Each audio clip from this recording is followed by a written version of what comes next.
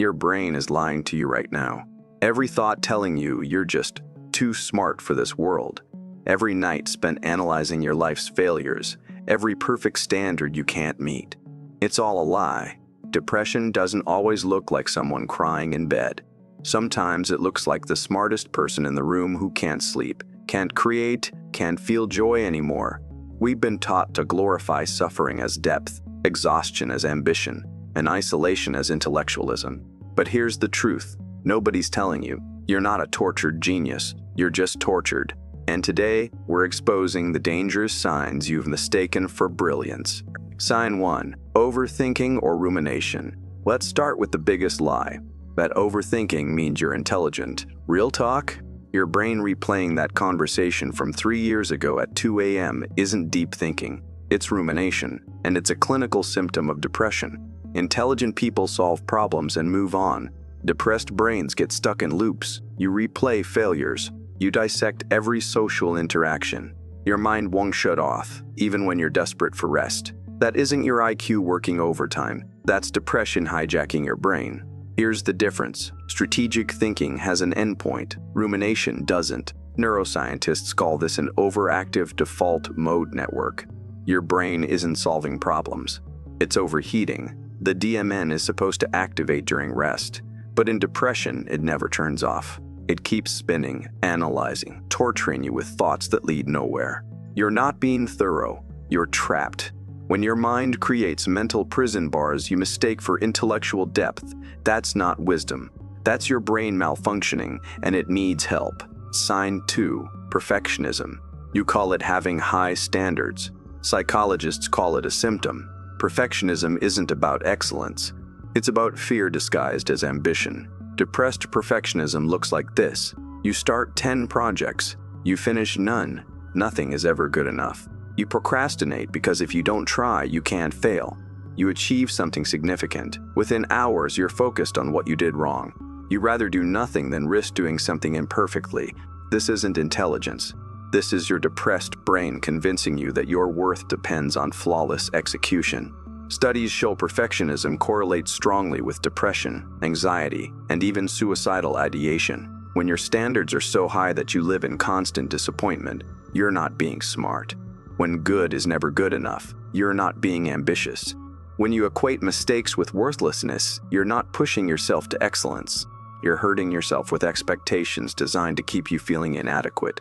No matter what you accomplish, it will never be enough. That's not motivation. That's self-destruction with a productivity label. Sign 3. Insomnia or sleep issues. You lie in bed. Your mind races through every decision you made today. Every conversation, every possible future scenario. You tell yourself you're just a night owl. That creative geniuses work at night. Wrong. You're experiencing a core symptom of clinical depression. Sleep disturbances affect over 80% of people with depression. Your brain's chemistry is literally off balance. It's disrupting your circadian rhythm. The racing thoughts, the inability to turn off, waking up at 4 a.m. with anxiety crushing your chest, none of this is your brain being extra smart. It's your brain malfunctioning. Intelligent people prioritize sleep. They understand cognitive function requires rest. Depressed people wear exhaustion like a badge of honor. They convince themselves that suffering equals depth. When you can't remember the last time you woke up feeling rested, you're not intellectually gifted. When sleep feels impossible despite exhaustion, you're not a tortured genius. You're chemically imbalanced, and you need help. Sleep isn't weakness. Insomnia isn't intellectualism. It's illness. Sign 4. Self-criticism. That voice in your head that narrates your every mistake. You think it's keeping you sharp, holding you accountable, pushing you toward improvement. It's not.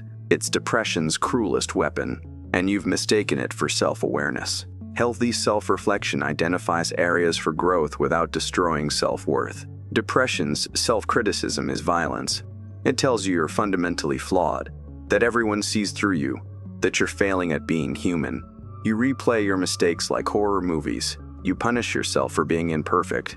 Research shows excessive self-criticism is both a symptom and a cause of deepening depression. It creates a feedback loop. You criticize yourself, you feel worse, you perform worse, you criticize yourself more. The cycle never ends. You're not being realistic by being your own worst enemy. You're not being intelligent by holding yourself to impossible standards. You're actively harming your mental health. You're mistaking self-destruction for self-improvement.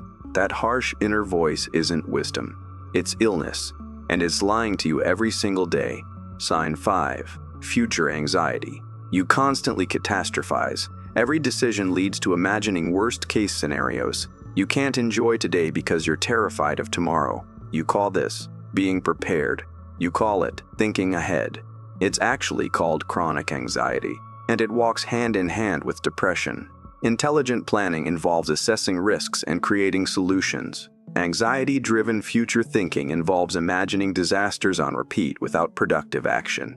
You envision losing your job, relationships ending, health failing, financial ruin, a mental highlight reel of everything that could go wrong. This isn't foresight. This is your depressed brain trying to protect you by making you fear everything.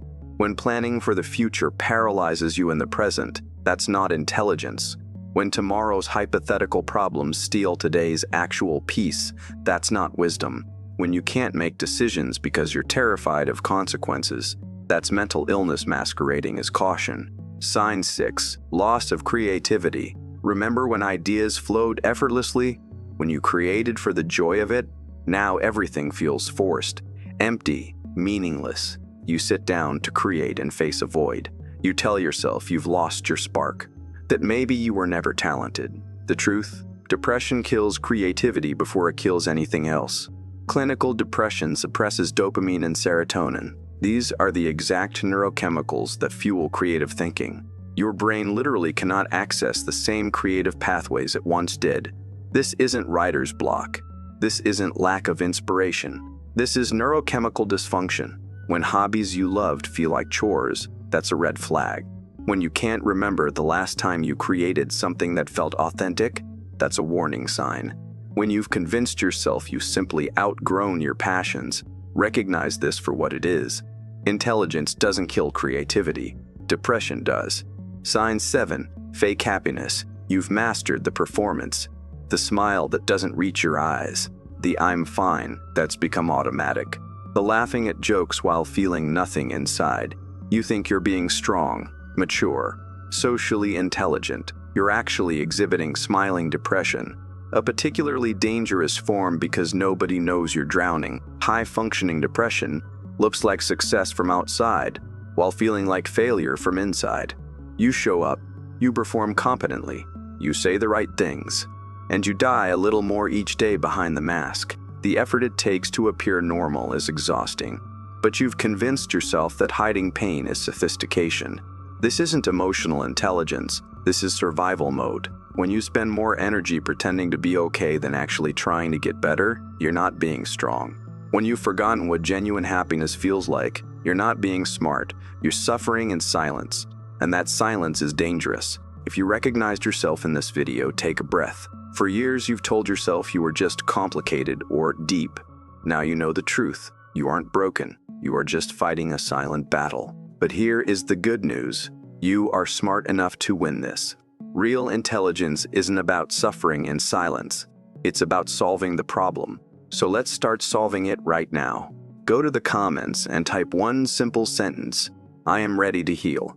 Make that commitment to yourself today and hit subscribe. We are done struggling alone. We are fixing this together.